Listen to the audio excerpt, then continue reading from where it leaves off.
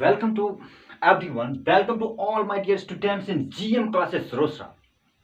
This is Alok Garg, an educator of English, and today I shall teach the very most important part of English. That is what? Very most awaited topic, that is semi-modals. Right? तो आज हम लोग पढ़ेंगे semi modals. ये semi modals क्या है, ये क्या यूज होता है इसका, what is the uses of this topic semi modals in our sentences, what type of question does asked, what type of question will ask in examination regarding semi modals. तो इस तरह से जो कि कंसेप्ट है, जो कंसेप्ट आती है सेमी मोडल से, क्या सब कंसेप्ट आता है, तमाम कंसेप्ट के बारे में आज हम लोग डिस्कस करेंगे.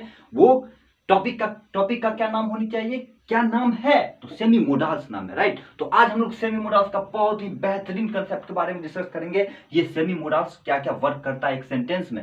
राइट. तो फर्स्ट ऑफ ऑल हम देखते हैं कि सेमी मोडाल्स. तो सेमी मोडाल्स पढ़ने से पहले हम एक छोटा सा क्विक रिव्यू ले लेते हैं कि मोडाल्स के बारे में, कि मोडाल्स क्या होता है. मोडाल्स जो है, एक्चुअली जो मोडाल्स होता है, वो मोडाल्स जनरली जो स्ट्रक्चर पे वर्क करता है, वो स्ट्रक्चर क्या होता है, वो स्ट्रक्चर होता है subject plus modals, subject plus modals plus verb का V1 प्लस अदर वर्ड. ये जो है कि जनरली स्ट्रक्चर पे वर्क करता है. Means subject plus modal verb, modal verb उसके बाद वर्ब का V1 और other word. Means modal verb जब भी आता है सेंटेंस में, तो उसके बाद जो वर्ब आती है वो हमेशा वर्ब का V1 फॉर्म होती है. यही इसका कंसेप्ट है मोडाल्स का. मोडाल्स का ये जनरली कंसेप्ट है. मीन्स क्या, मोडाल्स में क्या क्या सब आता है उसके बारे में हम लोग देखते हैं. मोडाल्स जो है, मोडाल्स में जनरली क्या क्या आता है. Can, could, may, might, shall, should, will, would, must, ought to, and use to भी कभी कभी आ जाता है. राइट. तो ये जो है कि मोडाल्स में आता है. उसी में जो है कि ये अब कैन का यूज आएगा. जैसे अगर कैन के यूज से पढ़े तो जैसे कि वह नदी में तैर सकता है, he can swim in the river.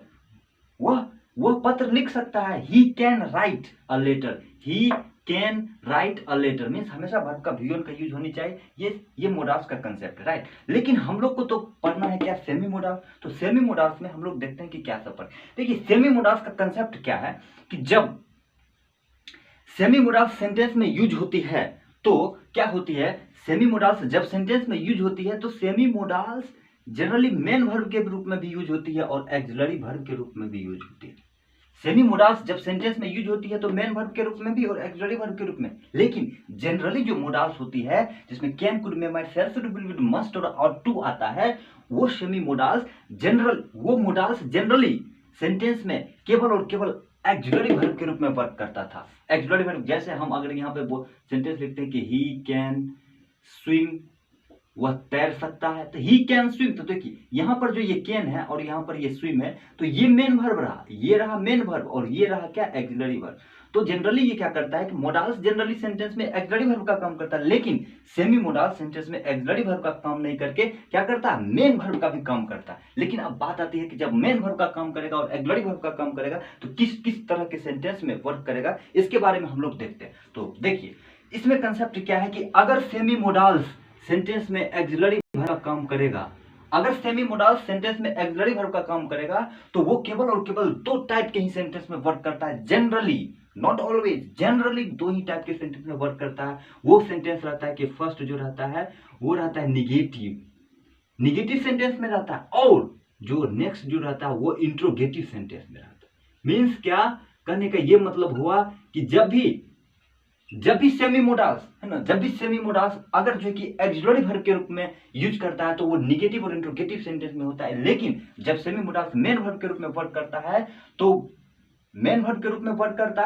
तो क्या करता है, तो उसके बारे में हम लोग अब देखते हैं. जब नीड और डेयर क्या होता है कि जब एक्सिलरी वर्ब के रूप में वर्क करता है और मेन वर्ब के रूप में वर्क करता है. राइट. तो जब एक्सिलरी वर्ब के रूप में वर्क करता है तो जनरली जो है कि कैसा सेंटेंस रहता है, टाइप्स निगेटिव और इंट्रोगेटिव. लेकिन जब नीड और डेयर सेमी मोडाल्स मीन्स जब सेमी मोडाल्स जो है कि मेन वर्ब के रूप में वर्क करता है तो ये सभी टाइप के सेंटेंस में, ऑल टाइप के सेंटेंस में जो है कि ये वर्क करता है. ऑल टाइप्स के सेंटेंसेस में वर्क करता है. तो ऑल टाइप्स के सेंटेंस करने का क्या मतलब हुआ, तो इसमें तुम्हारा सब आ जाएगा. क्या आ जाएगा, मीन्स क्या, तीन टाइप का ही तो जनरली सेंटेंस होता है. जनरली क्या होता है, अफर्मेटिव, नेगेटिव और इंट्रोगेटिव. इंट्रोगेटिव में ही टू टाइप्स होता है, जो कि यस नो होता है और एक WH होता है. तो उसमें जो है कि ये ऑल टाइप्स जब मेन वर्ब के रूप में वर्क करता है नीड और डेयर, तो वो उसमें जो है कि अफर्मेटिव, निगेटिव, इंट्रोगेटिव तीनों टाइप के सेंटेंस में वर्क करता है। लेकिन जब नीड और डेयर एक्सिलरी वर्ब के रूप में वर्क करता है तो वो निगेटिव और इंट्रोगेटिव में ही वर्क करता है, राइट। तो ये कंसेप्ट था कि ये जो है कि नीड और डेयर जब एक्सिलरी वर्ब के रूप में वर्क करे और मेन वर्ब के रूप में वर्क करे तो ये कैसे वर्क करता है। लेकिन अब हम लोग देखते हैं कि जब मेन वर्ब के रूप में नीड और डेयर यूज करता है तो वो किस तरह सेंटेंस में आता है, और जब एक्सिलरी वर्ब के रूप में यूज करता है तब किस तरह का सेंटेंस में आता है। तो देखिए, जब नीड और डेयर मेन वर्ब के रूप में वर्क होता है तो वो टू इन्फिनिटिव लेता है। मीन्स जब नीड और डेयर को सेंटेंस में क्या करते हैं, मेन वर्ब के रूप में वर्क करते हैं, मेन वर्ब के रूप में यूज करते हैं तो टू इन्फिनिटिव लेता है। लेकिन जब नीड और डेयर को सेंटेंस में अगर एक्सिलरी वर्ब के रूप में वर्क करते हैं तो ये बेयर इन्फिनिटिव लेता है। अब क्या ये बेयर इन्फिनिटिव और टू इन्फिनिटिव का क्या कंसेप्ट है। देखिए, टू इन्फिनिटिव क्या होता है। टू इन्फिनिटिव मीन्स वर्ब का कोई भी वर्ब, डिक्शनरी में जितना भी वर्ब होता है सबको क्या कहते हैं, मेन वर्ब कहते हैं। अब मेन वर्ब में जब भी कोई भी वर्ब लिखते हैं, जैसे हंसना, गाना, खेलना, दौड़ना, कूदना, ये सब क्या है, वर्ब है ना। तो उसके पहले टू लगा दो तो वो इन्फिनिटिव हो जाता है। मीन्स जैसे क्या, दौड़ना तो टू रन लगा दो, रन मतलब केवल दौड़ना होता, उसमें टू रन लगा दो तो ये हो गया इन्फिनिटिव, है ना। टू लाफ लगा दो, लाफ मतलब हंसना होता है, उसके पहले टू लगा दो तो टू लाफ हो जाएगा। तो फिर ये सब क्या हो जाता है, ये इन्फिनिटिव होता है। लेकिन बेयर इन्फिनिटिव क्या होता है, बेयर इन्फिनिटिव देखो, इन्फिनिटिव का मतलब तो होता है टू के साथ यूज करो, लेकिन बेयर जो होता है ना, बेयर का मतलब होता है कि बेयर मतलब होता है विदाउट, तो विदाउट इन्फिनिटिव मतलब विदाउट टू, मतलब बिना टू के। बेयर निगेटिव वर्ड है, इसका मतलब होता है विदाउट। बेयर मतलब विदाउट, नेक्स्ट भी होता है, राइट ना। तो बेयर का मतलब होता है विदाउट, तो मतलब ये विदाउट इन्फिनिटिव होता है, मीन्स विदाउट टू का होता है। जैसे लाफ है ना, LAUGH लाफ लिखते हैं, इसके पहले अगर टू लगाते हैं तो ये टू का यूज नहीं होनी चाहिए, है ना। ऐसे जैसे रन लिखे हैं तो रन में जो है कि टू रन लिखे हैं ना, तो टू रन लिखते हैं तो इन्फिनिटिव हो जाता है, लेकिन टू को हटा देंगे, मीन्स टू का यूज नहीं करेंगे तो उस कंडीशन में ये जो है कि बेयर इन्फिनिटिव कहलाएगा। तो एक्चुअल में अब लगभग जो है कि बेयर इन्फिनिटिव और टू इन्फिनिटिव का कंसेप्ट समझ गए होंगे, राइट। अब हम लोग चलते हैं कि सेंटेंस पे कि आखिर ये नीड देयर जो यूज होता है सेंटेंस में सेमी मोडास के रूप में, तो आखिर ये क्या करता है। तो सेमी मोडास करने का ये मतलब वो क्या, सेंटेंस में क्या करेगा, कोई भी सेंटेंस में सेमी मोडास जब कंसेप्ट आती है तो वो क्या करता है, मेन वर्ब और एक्सिलरी वर्ब दोनों के रूप में वर्क करता है। इसलिए सेमी मोडास को केवल मोडास नहीं कहा गया, सेमी मोडास कहा गया। क्यों, क्योंकि वो मेन वर्ब और एक्सिलरी वर्ब दोनों का वर्क करता है, राइट। तो अब हम लोग सेंटेंस में देखते हैं कि ये कैसे वर्क करता है। जब सेंटेंस में नीड और डेयर का यूज होता है मेन वर्ब के रूप में तो वो क्या लेता है, टू इन्फिनिटिव लेता है। अब देखिए, इससे हम लोग सेंटेंस देखते हैं। तो सेंटेंस जो कि फर्स्ट जो सेंटेंस है, जैसे हमने लिखा क्या, सी नीड्स टू कम हेयर। इसका हम जो फर्स्ट सेंटेंस लिखते हैं कि सी नीड्स टू कम हेयर, इसका मतलब है कि उसे यहाँ आने की जरूरत है। तो इसको जो है कि अगर हम यहाँ पर जो कि ये नीड क्या है, ये नीड यहाँ पर किस के रूप में यूज हुआ, मेन वर्ब या एक्सिलरी वर्ब के रूप में। तो देखिए यहाँ पर डिक्शनरी के वर्ब के रूप में यूज हुआ, मीन्स मेन वर्ब कहने का क्या मतलब है, डिक्शनरी का जितना भी वर्ब होता है वो सब मेन वर्ब होता है। लेकिन मेन वर्ब का क्या होता है कि V1 V2 V3 V4 V5 form होता है, लेकिन एक्सिलरी वर्ब का नहीं होता है, राइट। होता है, कुछ होता है और उसका फॉर्म होता है जो कि एक्सिलरी वर्ब पढ़ेंगे तो उसमें कंप्लीटली डिटेल से बताएंगे कि एक्सिलरी वर्ब में कौन कौन सा वर्ब होता है जिसका पांचों फॉर्म होता है, राइट। लेकिन हम लोग मेन वर्ब में देखते हो, देखो यहाँ पर नीड्स है, तो नीड तो जनरली क्या होता है, मोडाल वर्ब होता है, लेकिन यहाँ पर नीड में एस का यूज हुआ है। तो इस कंडीशन में ये जो है कि यहाँ पर एक्सिलरी वर्ब के रूप में वर्क ना करके मेन वर्ब के रूप में वर्क कर रहा है। तो यहाँ पर जो है कि नीड क्या कर रहा है, मेन वर्ब के रूप में वर्क कर रहा है, राइट। और जब मेन वर्ब के रूप में वर्क करेगा तो देखो टू इन्फिनिटिव लेगा ना। जब नीड और डेयर मेन वर्ब के रूप में वर्क करेगा तो टू इन्फिनिटिव लेगा। तो देखो यहाँ टू इन्फिनिटिव लिया ना, टू और प्लस कम, तो ये हो गया मेन वर्ब के रूप में। इसलिए जो है कि ये नीड जो है कि यहाँ पर क्या हुआ, मेन वर्ब के रूप में वर्क हुआ। लेकिन अब इसी को अगर हम एक्सिलरी वर्ब के रूप में वर्क करेंगे तो क्या होता है, एक्सिलरी वर्ब के रूप में ये सेंटेंस का किस टाइप है, एफर्मेटिव है। तो इसका जो है कि क्या होगा, इसका जो है कि एक्सिलरी वर्ब के रूप में नहीं बनेगा। मीन्स क्या, नीड और डेयर को जब हम एक्सिलरी वर्ब के रूप में वर्क करते हैं तो वो सेंटेंस निगेटिव या इंट्रोगेटिव होनी चाहिए, लेकिन ये तो सेंटेंस क्या है, अफर्मेटिव है, इसलिए इसमें वर्क नहीं करेगा। तो इसमें लिख देंगे क्या, जनरली नॉट मेड, राइट। अब हम लोग चलते हैं ये तो अफर्मेटिव था, इसलिए जनरली नोट में मतलब जनरली नहीं बनाया जाता है, नहीं बनाया जाता। अब हम लोग जब चलते हैं नेक्स्ट सेंटेंस पे, इसका जस्ट निगेटिव बनाए। सी नीड्स टू कम हेयर, मतलब इसका मतलब हुआ कि उसे यहाँ आने की जरूरत है। उसे यहाँ आने की जरूरत नहीं है, यही ना नेगेटिव होगा जी। हाँ, उसे यहाँ आने की जरूरत नहीं है, तो इसको हम क्या बनाए कि she does not need to come here. अब यहाँ पर क्या करना, हम तो अभी नीड डेयर का यूज पढ़ रहे हैं, तो नीड डेयर हमें तो केवल और केवल फोकस होनी चाहिए नीड और डेयर पर। देखिए यहाँ पर नीड का यूज हुआ, यहाँ पर नीड का यूज हुआ। अब बताइए यहाँ पर नीड का यूज जो हुआ है ये किस किस रूप में हुआ, एक्सिलरी वर्ब के रूप में या मेन वर्ब के रूप। तो देखो यहाँ पर जो है कि नीड जो है मेन वर्ब के रूप में यूज हुआ।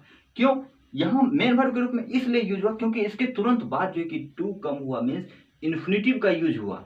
इन्फिनिटिव का यूज हुआ, इसलिए यहाँ पर नीड जो है कि मेन वर्ब के रूप में यूज हुआ। जबकि और सेंटेंस का टाइप्स क्या है, निगेटिव है, तो निगेटिव है तो इसी का निगेटिव में हम बनाते हैं जहां पे नीड जो है कि एक्सिलरी वर्ब के रूप में वर्क होता है। तो देखो यहाँ पे बना हुआ है she need not come here, she need not come here. देखिए यहाँ पर जो है कि ये नीड जो है, यहाँ पर ये नीड क्या है, यहाँ पर ये नीड एक्सिलरी वर्ब के रूप में वर्क है। और जब एक्सिलरी वर्ब के रूप में वर्क हो गया, एक्सिलरी वर्ब को हेल्पिंग वर्ब भी कहते हैं, तो यहाँ पर जो है कि ये एक्सिलरी वर्ब या हेल्पिंग वर्ब के रूप में वर्क हुआ है।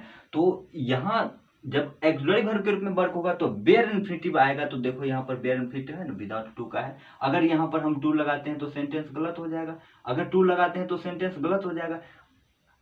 सेंटेंस को सही करने के लिए क्या करना पड़ेगा, टू को यहाँ पे क्या करना पड़ेगा, डिलीट करना पड़ेगा, तब जो है कि ये सेंटेंस सही हो जाएगा। तो कहने का क्या मतलब हुआ, ये दोनों का सेंस वही देगा। She does not need to come here, मतलब उसे यहाँ आने की जरूरत नहीं है। She need not come here, उसे यहाँ आने की जरूरत नहीं है। दोनों का हिंदी मीनिंग सेम है, लेकिन दोनों का हिंदी मीनिंग सेम है, लेकिन दोनों में जो नीड का यूज है वो अलग अलग वर्ब के रूप में यूज हुआ। एक जगह नीड मेन वर्ब के रूप में यूज हुआ और एक जगह नीड एक्सिलरी वर्ब के रूप में यूज हुआ। समझ गया। अब हम लोग फिर से देखते हैं, फिर नेक्स्ट सेंटेंस देखो ये क्या था, अफर्मेटिव था, ये सेंटेंस निगेटिव था। अब हम लोग इस सेंटेंस पे चलते हैं कि ये सेंटेंस कैसा है। देखो ये सेंटेंस है does she need to come here, ये है इंट्रोगेटिव, और इंट्रोगेटिव में यस नो टाइप का है। इसका आंसर हम हाँ या नहीं में दे सकते, right. Does she need to come here, इसका मतलब क्या उसे यहाँ आने की जरूरत है।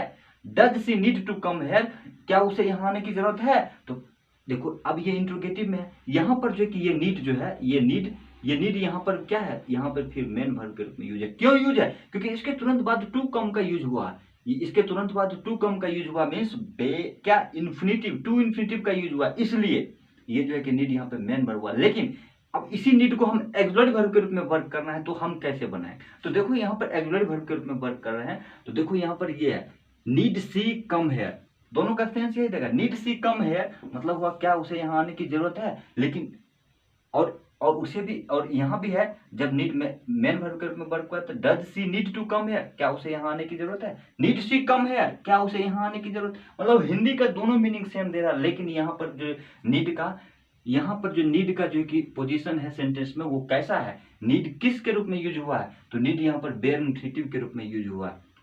मीन्स यहाँ पर ये एक्सिलरी वर्ब के रूप में यूज हुआ। यहाँ पे नीड जो है क्या हुआ, एक्सिलरी वर्ब के रूप में यूज हुआ, राइट। एक्सिलरी वर्ब में क्यों, क्योंकि यहाँ के बाद जो है कि टू, यहाँ पे टू इन्फिनिटिव का यूज नहीं हुआ, बेयर इन्फिनिटिव का यूज हुआ, इसलिए जो है कि यहाँ पर ये नीड एक्सिलरी वर्ब के रूप में हुआ। उसी तरह फिर नेक्स्ट हम लोग देखते हैं कि why does she need to come here, why does she need to come here, इसका मतलब है कि उसे यहाँ आने की जरूरत क्यों है, उसे यहाँ आने की जरूरत क्यों है। तो why does she need to come here, और उसका और यहाँ पर जो कि ये नीड मेन वर्ब के रूप में यूज है, और फिर यहाँ पर यही हिंदी ये भी देगा कि why need she come here, उसे यहाँ आने की जरूरत क्यों है, उसे यहाँ आने की जरूरत क्यों है। और why does she need to come here, उसे यहाँ आने की जरूरत क्यों है। दोनों का मीनिंग सेम है, लेकिन नीड का जो कि सेंटेंस में यूज है उसका अलग है ना। नीड का जो पोजीशन है, यहाँ पर जो है कि ये नीड, यहाँ पर ये नीड मेन वर्ब के रूप में यूज हुआ, और यहाँ पर ये नीड जो है एक्सिलरी वर्ब के रूप में यूज हुआ, यहाँ पर ये नीड एक्सिलरी वर्ब के रूप में यूज हुआ। और कंसेप्ट क्या वर्क करता है, कंसेप्ट ये वर्क करता है कि अगर नीड और डेयर सेंटेंस में मेन वर्ब के रूप में काम करे तो इसके बाद हमेशा टू इन्फिनिटिव का यूज होना चाहिए। अगर सेंटेंस में क्या हो, अगर सेंटेंस में नीड और डेयर मेन वर्ब का काम करे तो टू प्लस इन्फिनिटिव का यूज होनी चाहिए। देखो यहाँ पे हुआ है ना, अगर मेन वर्ब का काम कर रहा है तो टू इन्फिनिटिव का यूज हुआ है। लेकिन अगर सेंटेंस में नीड और डेयर एक्सिलरी वर्ब का काम करे तो देखो ये बेयर इन्फिनिटिव, देखो यहाँ बेयर इन्फिनिटिव आया ना, विदाउट टू वाला आया, विदाउट टू वाला वर्ब, तो इस कंडीशन में ये नीड जो है कि एक्सिलरी वर्ब है। फिर हम लोग चलते हैं फिर नेक्स्ट सेंटेंस में डेयर से, ये तो नीड का था, अब हम लोग डेयर का ऐसे ही बनाते हैं। डेयर का भी क्या करेंगे, डेयर का जो कि जैसे हम लोग बनाते हैं कि सी डेयर्स टू से शो, सी डेयर्स टू से शो, इसका मतलब हुआ कि उसे ऐसा कहने की हिम्मत है, मतलब वह ऐसा कहने की हिम्मत रखती है, वह ऐसा बोलने की हिम्मत रखती है। सी डेयर्स टू से सो, उसे वह ऐसा कहने की हिम्मत रखती है। अब बताओ, वह ऐसा कहने की हिम्मत रखती है, साहस रखती है। तो यहाँ पर जो कि सी डेयर्स टू से सो है, तो अब बताओ यहाँ पर जो कि ये सेंटेंस किस टाइप का, एफर्मेटिव है, ये सेंटेंस जो है कि एफर्मेटिव है। अब ये सेंटेंस एफर्मेटिव है तो एफर्मेटिव का जनरली एक्सिलरी वर्ब नहीं बनाया जाता, मतलब कि नीड और डेयर का सेमी मोडास के रूप में क्या नेगेटिव और इंट्रोगेटिव में यूज किया जाता। तो इसका जो है कि डेयर यहाँ पर क्या है, मेन वर्ब के रूप में वर्क है और इसका एक्सिलरी वर्ब नहीं बनाया जाएगा। क्यों, क्योंकि ये सेंटेंस क्या है, एफर्मेटिव है। तो इसमें फिर लिख देंगे क्या कि जनरली है ना, नॉट मेड, मतलब कि सेंटेंस नहीं बनाया जाता है ना, नॉट मेड सेंटेंस नहीं बनाया जाता। क्यों, क्योंकि ये अफर्मेटिव है। अब हम लोग फिर नेक्स्ट सेंटेंस देखते हैं कि she does not dare to say सो। अब देखो इसका मतलब हुआ कि वह ऐसा, ऊपर अफर्मेटिव था कि क्या वह ऐसा कहने की हिम्मत रखती है और वह ऐसा कहने की हिम्मत नहीं रखती है। सी does not dare to say so, to say सो मतलब वह ऐसा कहने की हिम्मत नहीं रखती है, वह ऐसा कहने की हिम्मत नहीं रखती है। और इसका तो यहाँ पर ये डेयर जो है कि क्या है, मेन वर्ब के रूप में यूज है। और फिर इसका जो एक और सेंटेंस है जो डेयर जहाँ पे एक्सिलरी वर्ब के रूप में यूज हुआ है, उसका भी मीनिंग सेम देगा, क्योंकि ये नेगेटिव सेंटेंस है। सी डेयर नॉट से सो, सी डेयर नॉट से सो, यहाँ पर जो है कि डेयर का मतलब हुआ, ये डेयर जो है कि एक्सिलरी वर्ब के रूप में यूज हुआ। और एक्सिलरी वर्ब के रूप में यूज तो हुआ, लेकिन ये सेंस दोनों का जो है कि सेंस दोनों सेम देगा, सेंस दोनों सेम देगा। मीन्स यहाँ पर है क्या कि she does not dare to say सो, मतलब वह ऐसा कहने की हिम्मत नहीं रखती है। और सी डेयर नॉट से सो मीन्स वह ऐसा कहने की हिम्मत नहीं रखती है। दोनों का हिंदी मीनिंग सेम है, लेकिन डिफरेंस क्या है कि यहाँ पर डेयर मेन वर्ब के रूप में यूज हुआ और यहाँ पर डेयर जो है कि एक्सिलरी वर्ब के रूप में यूज हुआ। फिर ऐसा ही हम लोग नेक्स्ट सेंटेंस देखते हैं कि does she dare to say so, does she dare to say सो, क्या वह ऐसा कहने की हिम्मत रखती है। और फिर इसका जो कि नेक्स्ट सेंटेंस है डेयर सी से सो, क्या वह ऐसा कहने की हिम्मत रखती है, क्या वह ऐसा कहने की हिम्मत रखती है, क्या वह ऐसा कहने की हिम्मत रखती है। इसको दो तरीके से बना सकते हैं, क्या, does she dare to say सो और डेयर सी से सो। बस डिफरेंस क्या है कि एक जगह जहां पे डेयर जो कि मेन वर्ब के रूप में यूज हुआ है, जहां पे डेयर अगर मेन वर्ब के रूप में यूज करेंगे तो उसके बाद टू इन्फिनिटिव का यूज होना बहुत ही बिल्कुल मैंडेटरी है। लेकिन जहां पे डेयर को एक्सिलरी वर्ब के रूप में यूज करेंगे, उसके बाद जो वर्ब आएगा वो बेयर इन्फिनिटिव आएगा, उसके बाद वर्ब आएगा बेयर इन्फिनिटिव। देखो यहाँ पे बेयर इन्फिनिटिव है ना, डेयर सी से, ये से मतलब क्या ना हुआ, तो देखो यहाँ पे टू का यूज नहीं ना, तो इस कंडीशन में ये सेंटेंस सही है, राइट। फिर नेक्स्ट सेंटेंस है, उसके बाद फिर नेक्स्ट सेंटेंस, ये तो इंट्रोगेटिव है, इंट्रोगेटिव का यस नो। अब हम फिर देखते हैं डेयर का इंट्रोगेटिव में WH क्वेश्चन में, how does she dare to say so, how does she dare to say so, उसे वह ऐसा कहने की हिम्मत कैसे रखती है, वह ऐसा कहने की हिम्मत कैसे रखती है। और हाउ डेयर सी से सो, वह ऐसा कहने की हिम्मत कैसे रखती है ना, दोनों का मीनिंग सेम हो, उसे ऐसा कहने की हिम्मत कैसे है और उसे ऐसा कहने की हिम्मत कैसे है, दोनों का मीनिंग सेम है, दोनों का मीनिंग सेम है। लेकिन डिफरेंस क्या है कि यहाँ पर डेयर जो है, यहाँ पर डेयर मेन वर्ब के रूप में यूज हुआ। क्यों, क्योंकि इसके तुरंत बाद टू से का यूज हुआ है, टू से मतलब इन्फिनिटिव का यूज हुआ है, इसलिए जो कि यहाँ पर डेयर मेन वर्ब के रूप में यूज हुआ। लेकिन यहाँ पर डेयर जो कि यूज हुआ है, यहाँ पर डेयर जो यूज हुआ है, ये किसके रूप में, एक्सिलरी वर्ब के रूप में यूज हुआ। कैसे पहचाने, क्योंकि इसके तुरंत बाद जो वर्ब का जो यूज हुआ है, ये वर्ब बेयर इन्फिनिटिव का है, मींस विदाउट टू का है, इसलिए जो है कि ये यहाँ पर एक्सिलरी वर्ब के रूप में यूज हुआ। तो आशा करेंगे कि लगभग जो कि तुम लोग अब ये कंसेप्ट समझ गया कि एक्चुअल में सेमी मोडास जो है, जिसको हम लोग मार्जिनल एक्सिलरी वर्ब भी कहते हैं, तो वो सेमी मोडास सेंटेंस में कैसे वर्क करता है। मींस क्या होता है कि मोडास जनरली सेंटेंस में एक्सिलरी वर्ब के रूप में वर्क करता है, लेकिन जब सेमी मोडास आती है तो वो सेंटेंस में मेन वर्ब और एक्सिलरी वर्ब दोनों के रूप में वर्क करता है। लेकिन जब मेन वर्ब के रूप में वर्क करेगा तो इन्फिनिटिव टू के साथ आएगा, लेकिन जब बेयर इन्फिनिटिव जब ऑक्सिलरी वर्ब के रूप में वर्क करेगा सेंटेंस में, तो वो हमेशा बेयर इन्फिनिटिव के साथ आएगा। कंसेप्ट इसी को ध्यान रखना है, इसी को कंसेप्ट कहते हैं, और इसी कंसेप्ट पे कंप्लीटली वर्क करना पड़ेगा। उसके बाद जो है कि सेमी मोडाल्स का, उसके बाद सेमी मोडाल्स का कंसेप्ट कंप्लीटली क्लियर होगा, राइट। और उसके बाद जो है कि हम लोग अब नेक्स्ट सेशन में और भी देखेंगे, जो कि मोडाल्स का जो कि और भी कुछ कुछ टॉपिक है जो कि इम्पोर्टेंट है, जिसके बारे में हम लोग जो कि देखते रहेंगे, है ना, वो बनाते रहेंगे। और नेक्स्ट सेशन में जो कि इससे भी जटिल कंसेप्ट, मतलब सेमी मोडाल से रिलेटेड, अब जो कि हम लोग जो नेक्स्ट सेशन में पढ़ेंगे को स्पेशली नीड का यूज पढ़ेंगे, जिसमें नीड के बारे में देखेंगे कि ये नीड का कहाँ कहाँ यूज होता है, राइट। ये तो हुआ कि मेन वर्ब ऑक्सिलरी वर्ब में कैसे कैसे यूज होता है, इसके बारे में तो अभी बता दी। लेकिन उसके बाद जो कि नेक्स्ट सेशन में पढ़ेंगे स्पेशल नीड का यूज कैसे होता है, स्पेशल पढ़ेंगे डेयर का यूज कैसे होता है, राइट। उसके बाद जो कि डेयर का यूज कैसे कैसे होता है मेन वर्ब ऑक्सिलरी वर्ब, उसके बारे में, उसको पढ़ने के बाद हम लोग पढ़ेंगे कि मोडाल्स में जो कि can, could, may, might, shall, should, will, would, इस तरह का जो कि अलग अलग यूजेस कैसे होता है, इसके बारे में भी हम लोग कंप्लीटली पढ़ेंगे, राइट। तो इस तरह से जो कि आज का सेशन था semi modals means marginal auxiliary verb का सेशन था, और आशा करेंगे कि ये सेशन तुम लोग को कंप्लीटली जो कि अंडरस्टैंड हो गया होगा, राइट। और अगर जो कि अंडरस्टैंड नहीं हुआ तो फिर हम इसका सेमी मोडाल्स का प्रैक्टिस सीरीज लाएंगे, प्रैक्टिस सीरीज, जिसमें जिसमें लगभग अप्रोक्स 30 to 40 क्वेश्चन जो है कि करवाएंगे, क्लास में ही प्रैक्टिस करवाएंगे, उसके बाद जो है कि कंप्लीटली क्लियर होगा। तो इस तरह से जो है कि आज का सेशन यहीं पे स्टॉप करते हैं। और एक जो है कि इन्फॉर्मेशन भी दे देना चाहते हैं कि जीएम क्लासेस रोसड़ा का नया बैच जो है कि शुरू होने ही वाला, मतलब कि शुरू हो चुकी है, राइट। तो और एडमिशन भी शुरू है। तो जो भी स्टूडेंट अगर कंप्लीटली इंग्लिश को कंप्लीटली शुरू से अंत तक पढ़ना चाहता है, तो वो जल्द से जल्द जीएम क्लास को ज्वाइन करे, क्योंकि बैच शुरू हो चुकी है और पढ़ाई कंप्लीटली एकदम फुल एंड फास्ट जो कि चल रही है, राइट। तो अगर जो कि इंग्लिश को इजी करना है,